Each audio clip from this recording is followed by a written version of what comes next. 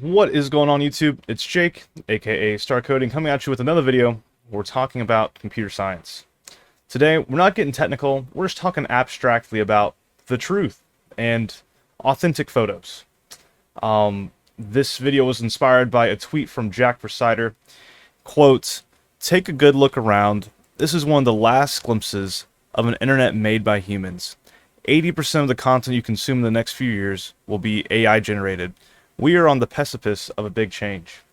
And as someone growing up in 2023, it's definitely a generational problem that we have to solve as just a human species on authenticating truth and finding truth in the digital assets we consume on a daily basis. I'm just like thinking of the times where, reading a newspaper back in 1980, I'm pretty sure you would look at the images that were in that and be like, huh, like this is crazy. But when you're scrolling Twitter or Instagram or Reddit, every single photo, you look at, you probably mentally in the back of your mind have to like kind of do a computation on what are the odds that this is fake or if this is real, which is like kind of crazy when you think about it. Every single photo you basically look at, you kind of have to do a little mental calculation on, is this true? Is what I'm looking at real, or is it fake? And what we're about to look at is an organization centered around kind of preparing ourselves for a future where we can actually look at digital media online and say with facts like, yes, this is true, or yes, this is AI generated. That is the goal of this organization. So let's take a deeper look at what we're talking about here. So the organization I'm talking about is the Content Authenticity Initiative. And what this really is it a organization? Not really. It's more of a community of tech companies and just companies in general coming together with the common goal of how are we going to authenticate media online, kind of trying to solve that big time goal.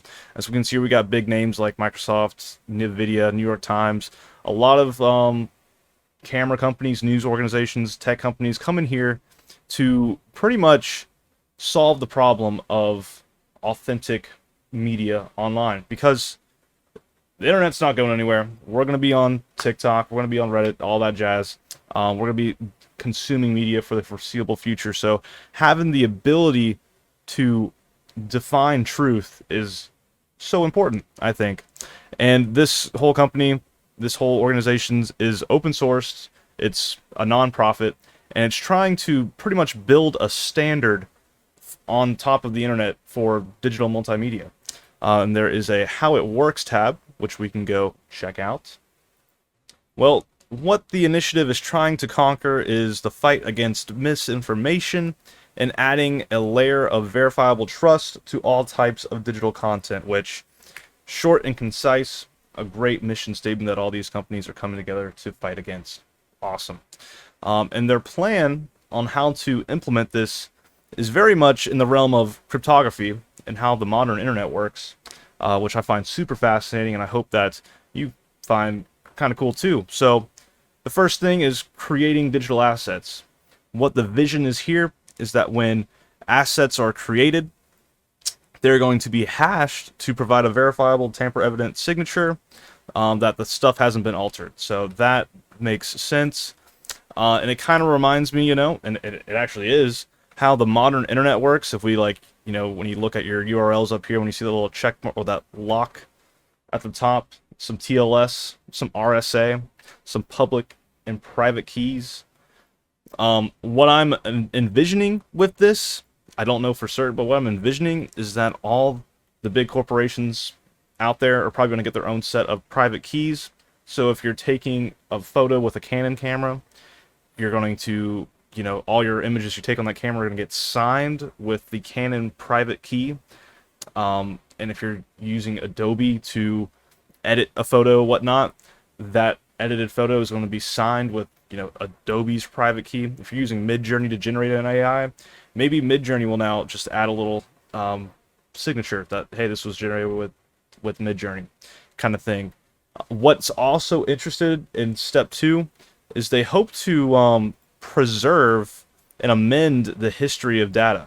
That was an error, but yeah, they want to preserve the history of everything that's been edited. So if you like take that raw photo, edit it in Photoshop, and then use some generative AI stuff on top of it, they want to save all those altercations, which sounds cool on the surface, but I'm just thinking to myself out loud here that there are so many photos and videos that are uploaded to the internet each day.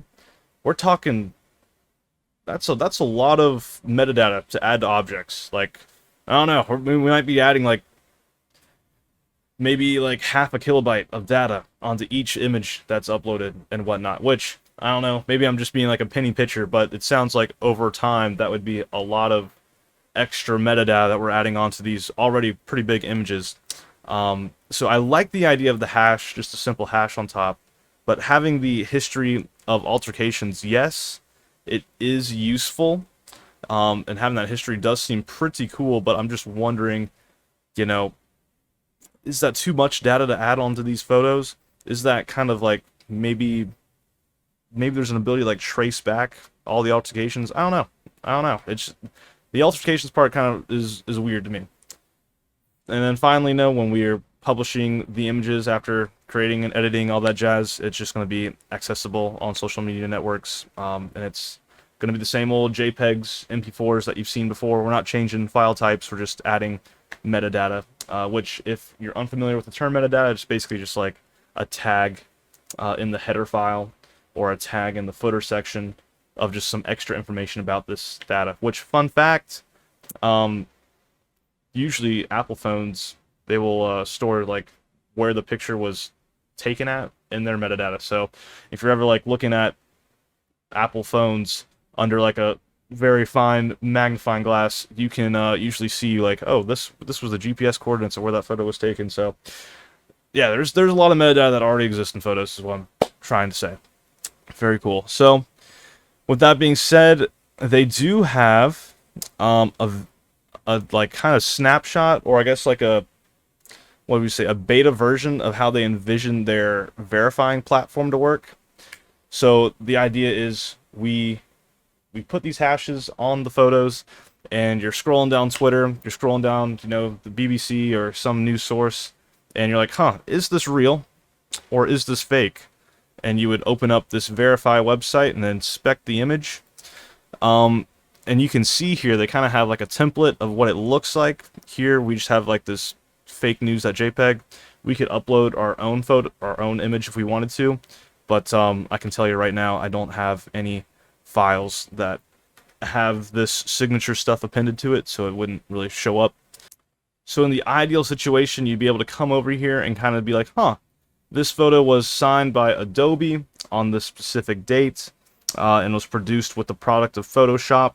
And I know my face is kind of over it, but you could also check kind of like all the individual edits that were made, like color adjustments, if there was like I don't know, more assets, more layers on top of it kind of thing. You could see all the individual adjustments that were made to the image. So that is how they plan on making this, like, or that's how they envision this verify platform. If you needed to like check if a file was generated by AI or if it was real, kind of thing.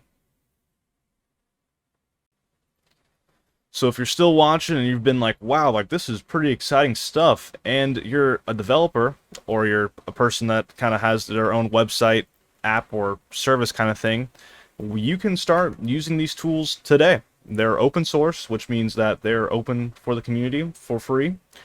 And they have a JavaScript SDK, so you could like put that on your website kind of thing. And if you're making images, you could start signing your images.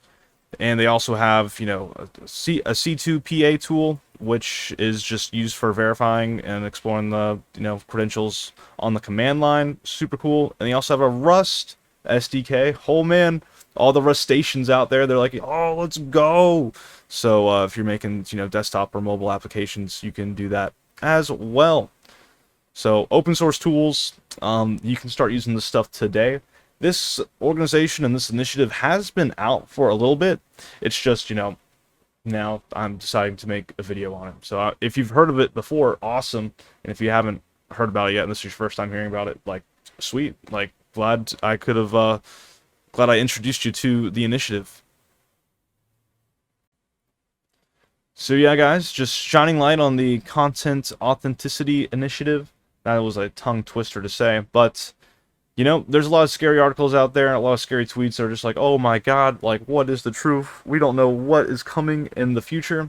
But, you know, there's people out there that are out here actively trying to solve that issue and trying to make it to where in the future when we're scrolling and when we're viewing digital assets, like, we can trust and verify where these images are being generated from, which I think is super cool, and I hope you do too. So, if you made it this far, thanks for watching. Don't forget to like and subscribe, and I will see you in the next video.